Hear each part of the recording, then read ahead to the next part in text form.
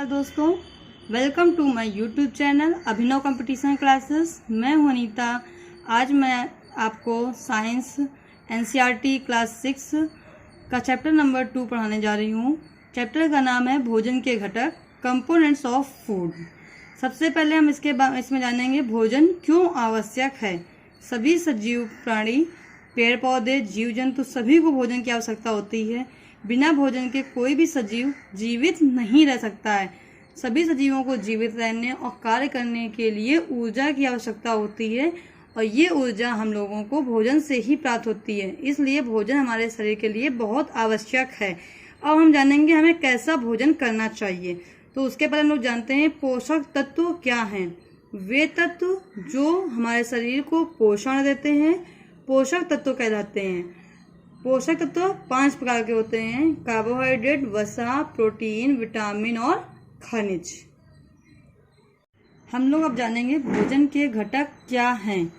भोजन में पाए जाने वाले पोषक तत्वों को भोजन के घटक कहते हैं। अभी हमने बताया था पोषक तत्व हमारे 5 प्रकार के होते हैं: प्रोटीन, विटामिन, वसा, कार्बोहाइड्रेट और खनिज। अब हम यही पोषक तत्व हमारे भोजन में पाए जाते हैं, इसलिए भोजन के घटक भी हमारे 5 प्रकार के होते हैं। कौन कौन से भोजन के घटक है इसको हमने डायग्राम से समझाया है ताकि आप लोगों को बहुत अच्छे से याद हो जाए। भोजन के घटक कार्बोहाइड्रेट, वसा, प्रोटीन, विटामिन और खनिज। अब इनके बारे में हम विस्तार पूर्वक पढ़ाई करेंगे। ये पोषक तत्व हमारे शरीर के लिए क्या करते हैं। सबसे पहले हम लोग जानेंगे कार्बोहाइड्रेट के बारे में। कार्बोहाइड्रेट हमारे शरीर के लिए किस प्रकार से उपयोगी है। कार्बोहाइड्रेट हमारे शरीर को ऊर्जा प्रदान करता है। सभी सजीवों को प्रतिदिन कार्य करने के लिए ऊर्जा की आवश्यकता होती है। ठीक है। अब कार्बोहाइड्रेट हमारे शरीर में किस रूप में पाया जाता है। ये सीधे कार्बोहाइड्रेट सीधे नहीं चला जाता है, ये हमारा मंड और शर्करा के रूप में हमारे शरीर में पाया जाता है। मंड को हम स्टार्च बोलते हैं और शर्करा को शुगर। मतलब कार्बोहाइड्रेट में शर्करा का मतलब हुआ जो चीनी के उत्पाद होते हैं, जैसे चीनी हो गया, गन्ना, गुड़, शहद। ये अगर हम खाते हैं अपने भोजन में तो हमें कार्बोहाइड्रेट मिलता है। और मंड मतलब स्टार्च। अगर हम लोग स्टार्च वाली चीज़ें जैसे आलू हो गया, गेहूँ, चावल, मक्का, जितने भी अनाज होते हैं अगर ये खाएंगे तो हमारे शरीर को कार्बोहाइड्रेट मिलेगा। अब हम लोग जानते हैं ग्लूकोज, हम लोग को पता है एक प्रकार का शुगर होता है जिसको पीने से हमें तुरंत एनर्जी मिलती है। जब कभी हम धूप से या भाग दौड़ के कारण बहुत ज़्यादा थक जाते हैं तो हम लोग ग्लूकोज में जल मिलाकर पी लेते हैं तो हमें तुरंत एनर्जी मिल जाती है हमारे शरीर को और हम तुरंत काम करना चालू कर देते हैं। वे पदार्थ जिनमें कार्बोहाइड्रेट ज़्यादा मात्रा में पाया जाता है ऊर्जा देने वाले भोजन कहलाते हैं। कार्बोहाइड्रेट के मुख्य स्रोत क्या हैं। मतलब कार्बोहाइड्रेट हमें कहाँ से प्राप्त होता है। स्रोत का मतलब होता है वो चीज़ें हमें कहाँ से प्राप्त होती हैं। तो कार्बोहाइड्रेट के मुख्य स्रोत को हमने आपको एक डायग्राम की हेल्प से बताया है ताकि आप लोगों को बहुत अच्छे से याद हो जाए। सबसे पहले स्रोत, कार्बोहाइड्रेट के स्रोत क्या हैं। अनाज है, फल और सब्जी है और चीनी के उत्पाद होते हैं। हम लोग जानते हैं अनाज क्या क्या होता है। गेहूँ, चावल, जौ, मक्का, ये हमारे सब अनाज हैं। इन सब के खाने से हमें कार्बोहाइड्रेट मिलता है। फल और सब्जी हमारी जितनी भी हैं जिनमें थोड़ा सा मीठा होता है, जैसे आलू, केला, शकरकंद, ये सभी हमारे कार्बोहाइड्रेट के उत्पाद हैं। अब स्रोत में चीनी का उत्पाद क्या है। चीनी हो गई, गन्ना, गुड़, शहद, ये सभी कार्बोहाइड्रेट के ही मुख्य स्रोत हैं। इन सबको खाने से हमें कार्बोहाइड्रेट मिलता है। परंतु चावल में सबसे ज़्यादा कार्बोहाइड्रेट मिलता है। तो इसका मतलब ये नहीं है कि चावल में केवल और केवल कार्बोहाइड्रेट होता है। चावल में अन्य पोषक तत्व भी होते हैं जैसे कि प्रोटीन है, विटामिन है, खनिज, सब कुछ मिलता है। लेकिन चावल में कार्बोहाइड्रेट की मात्रा ज़्यादा होती है, कार्बोहाइड्रेट का परसेंटेज ज़्यादा होता है, इसलिए हम लोग बोलते हैं कि चावल में सबसे ज़्यादा कार्बोहाइड्रेट पाया जाता है। अब हम लोग वसा के बारे में पढ़ेंगे। वसा भी हमें ऊर्जा देता है। जैसे हमें कार्बोहाइड्रेट ऊर्जा दे रहा था वैसे ही हमको वसा भी ऊर्जा देता है। अब कार्बोहाइड्रेट की तुलना में वसा से हमें बहुत अधिक ऊर्जा मिलती है। तो वसा इज ग्रेटर देन कार्बोहाइड्रेट। आप लोग को याद रखना है कि वसा और कार्बोहाइड्रेट दोनों ही हमें ऊर्जा देने वाले स्रोत हैं, लेकिन हमको वसा से सबसे ज़्यादा ऊर्जा मिलती है। तो हम अब आप लोगों से क्वेश्चन करते हैं कि अगर वसा से हमें ज़्यादा ऊर्जा मिलती है तो हम लोग हर समय अगर वसा युक्त भोजन खाते हैं तो क्या हमारे शरीर के लिए लाभदायक होगा? तो हमारा आंसर आता है नहीं। ऐसा क्यों होता है कि हमारे वसा खाने से हमें एनर्जी मिल रही है हमारे शरीर को, लेकिन फिर भी वो हमारे शरीर के लिए लाभदायक नहीं है? क्यों? क्योंकि जितना भी वसा युक्त भोजन होता है उसमें तेल, घी बहुत अधिक मात्रा में होता है। अगर हम लोग तेल घी युक्त भोजन जैसे पराठा, समोसे, कचौड़ी ये ज़्यादा खाएंगे तो हमारे शरीर को ऊर्जा तो मिलेगी, लेकिन हमारे शरीर की चर्बी बढ़ जाएगी, जिससे हमारा शरीर थुलथुला हो जाएगा और मोटापे का शिकार हो जाएगा। बहुत से व्यक्तियों को आपने देखा होगा जो मोटे होते हैं उनके शरीर की चर्बी बढ़ जाती है, तो हम लोग बोलते हैं उसका फैट बढ़ गया है। वसा के मुख्य स्रोत। वसा के मुख्य स्रोत हैं घी, मक्खन, तिल और सभी प्रकार के तेल। सरसों का तेल, मूंगफली का तेल, सोयाबीन, नारियल का तेल, ये सभी वसा के मुख्य स्रोत हैं। इन सभी के द्वारा हमें वसा प्राप्त होती है। अब हम लोग प्रोटीन के बारे में पढ़ेंगे। प्रोटीन क्या है और इसकी हमारे शरीर में क्या आवश्यकता है? प्रोटीन हमारे शरीर की वृद्धि करता है और हमारे शरीर को स्वस्थ रखने में मदद करता है। हमारा पूरा शरीर या हमारा स्ट्रक्चर सेल का बना होता है। सेल का मतलब होता है कोशिका। तो हमारा सेल जो है वो किसका बना होता है? प्रोटीन का बना होता है। इस प्रकार से हम कहेंगे कि हमारा जो शरीर है वो प्रोटीन से बना होता है। बच्चे बहुत तेज़ी से बढ़ते हैं, इसलिए उनको प्रोटीन की ज़रूरत होती है। हम लोग अपने घर के आसपास परिवेश में देखते हैं कि हमारे घर में जो बच्चे होते हैं उनकी ग्रोथ छोटे बात से ही हो जाती है, धीरे धीरे वो जल्दी जल्दी बढ़ने लगते हैं। तो उनको उस समय हमें सबसे ज़्यादा प्रोटीन खिलाना होता है। एक बीमार व्यक्ति के लिए भी प्रोटीन बहुत ज़रूरी होता है। प्रोटीन खाने से वो जल्दी स्वस्थ हो जाता है। इसीलिए डॉक्टर जब कोई व्यक्ति बीमार होता है तो उसे प्रोटीन की गोलियां देता है ताकि वो व्यक्ति जल्दी स्वस्थ हो जाए। अब प्रोटीन युक्त भोजन को हम लोग शरीर वर्धक भोजन कहते हैं। क्यों? क्योंकि प्रोटीन से हमारे शरीर की ग्रोथ यानी शरीर बहुत तेज़ी से वृद्धि करता है, इसलिए इसे हम शरीर वर्धक भोजन कहते हैं। ये क्वेश्चन भी आपको पूछा जाता है कि शरीर वर्धक भोजन किस प्रकार से प्राप्त होता है, तो प्रोटीन युक्त जो भोजन होता है वो हमें शरीर वर्धक भोजन कहते हैं। प्रोटीन के स्रोत क्या हैं? प्रोटीन हमें कहाँ से प्राप्त होता है?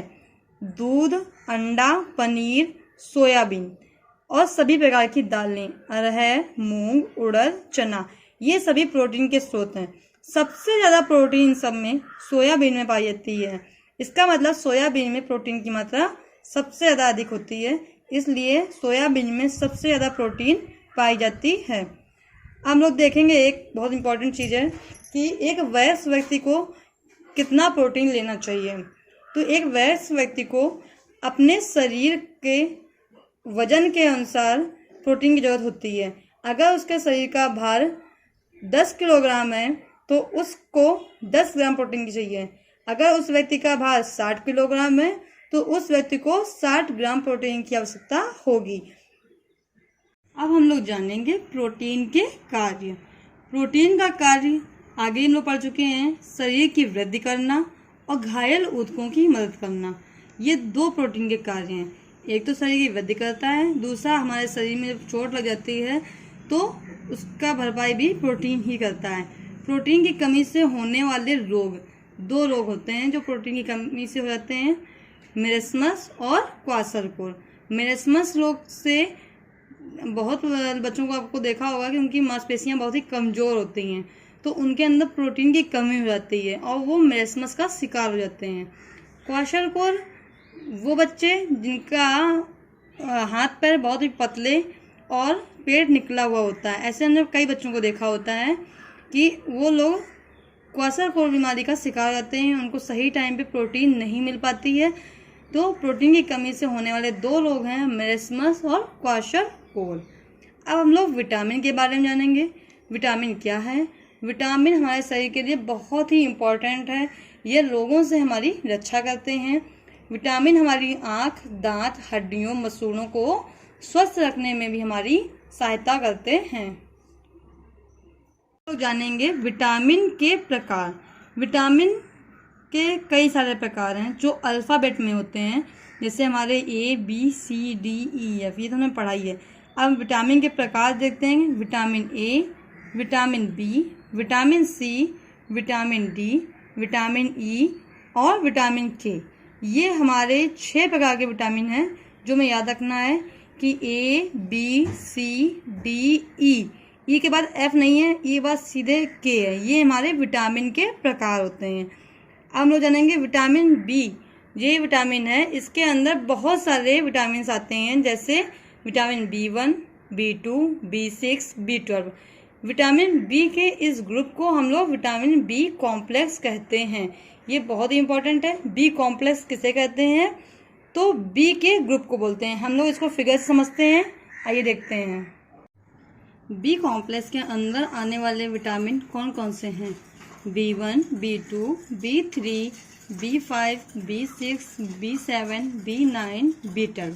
ये सारे विटामिन के समूह को हम लोग बोलते हैं बी कॉम्प्लेक्स। हमारे शरीर में सभी प्रकार के विटामिन की आवश्यकता होती है, परंतु हम सभी की हम बहुत ज़्यादा मात्रा नहीं लेते हैं। सभी विटामिन की हम थोड़ी थोड़ी मात्रा ही लेते हैं, जो हमारे शरीर के लिए आवश्यक होता है। अगर हम ज़्यादा विटामिन खाएंगे तो वो हमारे शरीर को नुकसान करेगा, हम बीमार हो जाएंगे। कुछ विटामिन के कार्य हम देखते हैं। विटामिन ए के कार्य क्या हैं? ये हमारी त्वचा और आँखों को स्वस्थ रखता है। विटामिन ए खाने से, यानी विटामिन ए के जो स्रोत है मैं आपको पीछे बताऊंगी। विटामिन ए से हमारे शरीर की त्वचा और आँखों को आराम मिलती है। विटामिन सी से बहुत से रोगों से लड़ने में हमारी मदद करते हैं। विटामिन डी हमारी अस्थियों को मजबूत बनाता है और दांतों को भी स्वस्थ रखता है। विटामिन की कमी से होने वाले रोग। विटामिन की कमी से कौन कौन से रोग हो जाते हैं? विटामिन ए की कमी से रतौंधी रोग हो जाता है, मतलब हमारे आँखों की दृष्टि कमज़ोर हो जाती है, हमें आँखों से कम दिखाई पड़ता है, धुंधला दिखाई पड़ता है। विटामिन ए की कमी से रतौंधी नामक रोग होता है। विटामिन बी की कमी से बेरी रोग होता है। इससे हमारे शरीर को बहुत ज़्यादा थकावट हो जाती है और हमारी ऊर्जा का बहुत सारा ह्रास हो जाता है, यानी ऊर्जा की कमी हो जाती है। विटामिन सी से स्कर्वी नामक रोग हो जाता है। इससे हमारे जो मसूड़े होते हैं वो कट जाते हैं। और विटामिन डी से सूखा रोग हो जाता है। सूखा रोग को बोलते हैं रिकेट्स बोलते हैं। इससे हमने बहुत सुना होगा, बहुत लोग बोलते हैं कि हमें सूखा रोग हो गया है, तो सूखा रोग का मतलब होता है रिकेट्स। कौन सा विटामिन हमारे शरीर में सूर्य के प्रकाश में बनता है? ऐसा कौन सा विटामिन है जो हमारे सूर्य के प्रकाश में हमारा विटामिन बन रहा है? ऐसा विटामिन डी है। विटामिन डी के लिए हमको सनलाइट की ज़रूरत होती है। अगर किसी व्यक्ति को विटामिन डी की कमी है, यानी सूखा रोग अगर हो जाता है, तो उसको सूर्य का प्रकाश उचित मात्रा में लेना चाहिए।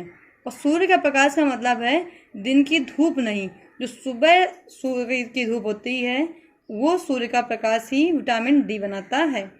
कौन सा विटामिन भोजन पकाते समय आसानी से नष्ट हो जाता है? ऐसा कौन सा विटामिन है जो हमारे भोजन में, पके हुए भोजन में नहीं प्राप्त होता है? वो है विटामिन सी। विटामिन सी में सभी खट्टे चीज़ें आएंगी, जैसे आम है, अमरूद खट्टा होता है, नींबू, संतरा, आंवला, ये सब हमारे विटामिन सी के स्रोत हैं। जब इनको हम पका के इसलिए नहीं खाते हैं क्योंकि उसमें विटामिन ये नष्ट हो जाता है। विटामिन के स्रोत, अब हम लोग पढ़ेंगे विटामिन हमें कहाँ से प्राप्त होता है। तो हर एक विटामिन के अलग अलग स्रोत हैं। Vitamin A, B, C, D, इनके हम अलग अलग स्रोत पढ़ेंगे। विटामिन ए हमें किस प्रकार से प्राप्त होता है? तो विटामिन ए हमें दूध पीने से, पालक खाने से, पपीता खाने से और गाजर खाने से हमें विटामिन ए प्राप्त होता है। इसलिए जिस बच्चे को या जिस व्यक्ति को रतौंधी नामक रोग हो जाता है या उसकी दृष्टि कमज़ोर हो जाती है, तो उसे दूध, पालक, पपीता, गाजर जरूर लेना चाहिए। विटामिन बी के स्रोत क्या हैं? विटामिन बी हमें कैसे प्राप्त होता है? गेहूँ, चावल और यकृत। गेहूँ, चावल खाने से और यकृत खाने से हमें विटामिन बी प्राप्त होता है। विटामिन सी के स्रोत क्या हैं? विटामिन सी में सभी खट्टे फल आते हैं, जैसे जो भी खट्टी चीज़ें होती हैं, नींबू, संतरा, टमाटर, आंवला, आम खट्टा वाला, ये सभी विटामिन सी के स्रोत होते हैं। विटामिन डी हमें कहाँ से प्राप्त होता है? तो हमने बहुत अच्छे से पढ़ा हुआ है। विटामिन डी हमें सूर्य की रोशनी यानी सनलाइट से प्राप्त होता है। इसके अलावा विटामिन डी हमको दूध, अंडा और मछली से प्राप्त होता है। अब ये हमारे सब थे विटामिन के स्रोत। अब हम लोग फिर जानेंगे विटामिन के प्रकार। ठीक है, विटामिन कितने प्रकार की होती है वो तो हम आगे पढ़ चुके हैं, A, B, C, D, E और K। अब हम लोग यहाँ पढ़ेंगे विलेयता के आधार पर, मतलब कौन से विटामिन ऐसे हैं जो घुल जाते हैं। विलेयता का मतलब होता है घुलनशील। ठीक है, कौन से विटामिन जल में घुलते हैं और कौन से विटामिन वसा में घुलते हैं। इस प्रकार से विलेयता के आधार पर विटामिन हमारे 2 प्रकार के होते हैं। नंबर 1 जल में घुलनशील विटामिन, नंबर 2 वसा में घुलनशील विटामिन। जल में घुलने वाले विटामिन आपके हैं विटामिन बी, सी और डी। आप याद रखेंगे, ए को हटा देंगे। बी, सी, डी जल में घुलनशील विटामिन होते हैं और वसा में घुलनशील विटामिन आपका ए, के और ई है। इसके अलावा जो जल में घुलनशील को छोड़ दोगे, बाकी जो बचे विटामिन आपके कौन से हैं, ए, के और ई, ये आपके वसा में घुलनशील विटामिन होते हैं। उम्मीद करते हैं आप सभी को ये चीज़ याद हो गई होगी। जल में घुलनशील विटामिन आपका ए छोड़ दो, बी, सी, डी, और वसा में घुलनशील विटामिन वो हैं जो जल में नहीं घुलते हैं। वो विटामिन किस में घुलते हैं, वसा में, जैसे विटामिन ए, विटामिन के और विटामिन ई। हमारा लास्ट पोषक तत्व तो बचा खनिज लवण यानी खनिज। खनिज हमारे शरीर के लिए किस प्रकार से लाभदायक है। हमारे शरीर के उचित विकास और अच्छे स्वास्थ्य के लिए खनिज लवण आवश्यक होते हैं। खनिज लवण से भी हमारे शरीर का विकास होता है, हमारा शरीर स्वस्थ रहता है। ये खनिज लवण होते क्या हैं? ये खनिज लवण है sodium, potassium, calcium, iron, sodium, phosphorus. इसके अलावा और भी बहुत सारे खनिज होते हैं। अब हम लोग जानेंगे इनके सबके काम क्या हैं। जैसे कैल्शियम और फास्फोरस, ये 2 खनिज हमारे शरीर में दांतों और हड्डियों को मजबूत बनाता है। यानी हमारे दांतों के लिए और हमारे हड्डियों के लिए कौन से खनिज की जरूरत होती है, कैल्शियम और फास्फोरस।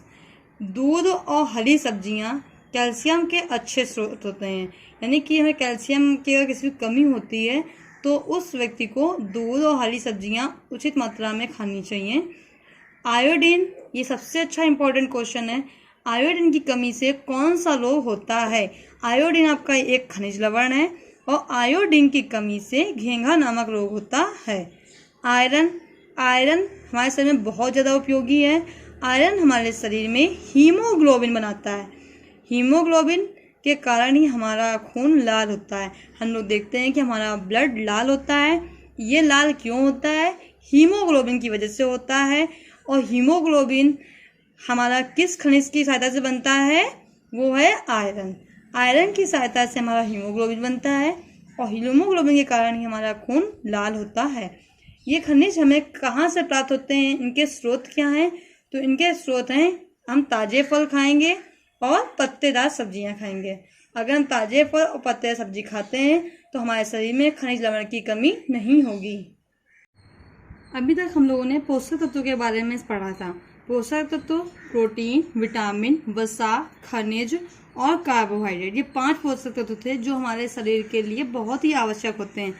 इन पोषक तत्वों के अलावा भी हमारे शरीर को अन्य चीज़ों की आवश्यकता पड़ती है, जैसे आहारी रेशे और जल। अब हम लोग सबसे पहले आहारी रेशे के बारे में पढ़ते हैं। आहारी रेशे को हम लोग रुक्षांश के नाम से भी जानते हैं। इसको हम लोग डायट्री फाइबर भी कहते हैं। आहारी रेशों को रुक्षांश के नाम से भी जाना जाता है। ये आहारी रेशे होते क्या हैं? फल और सब्जियों के छिलकों में एक विशेष प्रकार का कार्बोहाइड्रेट पाया जाता है जिसे हम रुक्षांश कहते हैं या आहारी रेशे कहते हैं। इनको हम डायट्री फाइबर भी कहते हैं। ये रुक्षांश एक प्रकार का कार्बोहाइड्रेट है जो कि फल और सब्जियों के छिलकों में पाया जाता है। जैसे कि हम लोगों ने देखा है कि हम लोग एप्पल को बिना छीले खाते हैं क्योंकि उसके छिलकों में कार्बोहाइड्रेट होता है।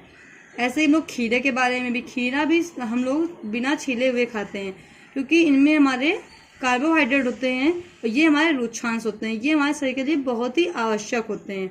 हमारे शरीर में रुक्षांश की पूर्ति पेड़ पौधों से होती है। ये आहारी रेशे केवल और केवल हमको पेड़ पौधों से प्राप्त होते हैं। इनका स्रोत केवल और केवल पेड़ पौधे हैं, पादप हैं किसी भी जीव जंतु से हमें किसी भी प्रकार का फाइबर, किसी भी प्रकार का रेशे नहीं प्राप्त होते हैं। रुक्षांश हमारे शरीर को पोषक नहीं प्रदान करते हैं। ये पोषक देने वाले तत्व तो नहीं है, ये हमारे शरीर के लिए बहुत ही आवश्यक होते हैं, लेकिन इनसे हमें कोई भी पोषक प्राप्त नहीं होता है। अब हम जानेंगे कि रुक्षांश हमें किस प्रकार से प्राप्त होता है, यानी रुक्षांश के स्रोत क्या हैं। रुक्षांश के स्रोत आपके अनाज, दाल, सब्जी, आलू और ताजे फल, यानी अगर ये सब हम खाते हैं तो इनके छिलकों में कार्बोहाइड्रेट पाया जाता है, जो कि रुक्षांश के प्रमुख स्रोत होते हैं। रुक्षांश के कार्य क्या होते हैं? यह हमारे भोजन को पचाता है, ठीक है। और जो भोजन हमारे शरीर में नहीं पच पाता है, यानी बिना पचे भोजन को शरीर से बाहर निकालने में मदद भी करता है। इससे हमें एसिडिटी नहीं होती है, कब्ज को दूर भगाता है। ये सब हमारे रुक्षांश के कार्य होते हैं, मतलब हमारे भोजन को डाइजेस्ट करना, जो भोजन हमारा डाइजेस्ट नहीं हुआ है उसको हमारे शरीर से बाहर निकालना, ये रुक्षांश के कार्य हैं। अब हम लोग जल के बारे में पढ़ेंगे। जल हमारे शरीर में किस लिए उपयोगी है? जल भोजन में उपस्थित पोषकों को अवशोषित करने में हमारे शरीर की सहायता करता है।